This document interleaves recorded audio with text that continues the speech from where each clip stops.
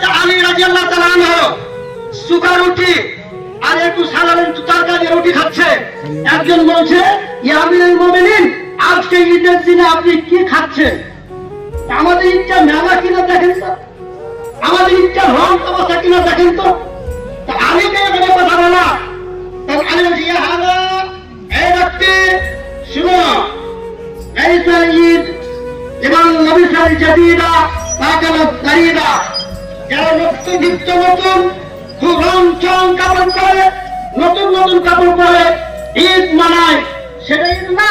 যেমন লাবিসাল জাদিদা, নতুন নতুন কাপড় পরলে তাকে ঈদ বলা হয় না। তাকালাত গারিদা, বিভিন্ন রকম মুখরোচ খাবার তৈরি করে বাজার বছরে তাকে ঈদ বলা হয় না। তাহলে বোঝা গেল যে নতুন নতুন কাপড় পরাকে ঈদ বলা হয় নাই, বিভিন্ন রকম খাবার তৈরি করে ঈদ বলা হয় নাই। ঈদ কাকে বলে? ঈদ কাকে বলে?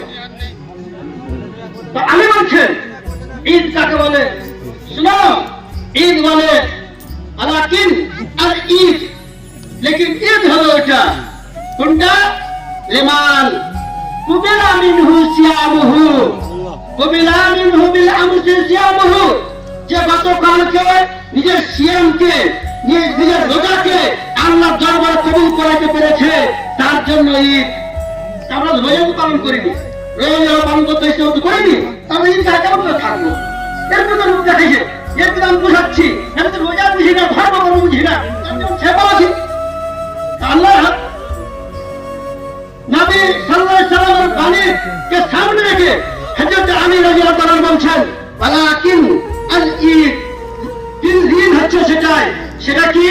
লিমান কুবিলা মিনহু বিল আমসি সিয়ামুহু, যে নিজের রোজাকে আল্লাহর দরবারে কবুল করতে পেরেছে, তার জন্য ঈদ। আর কি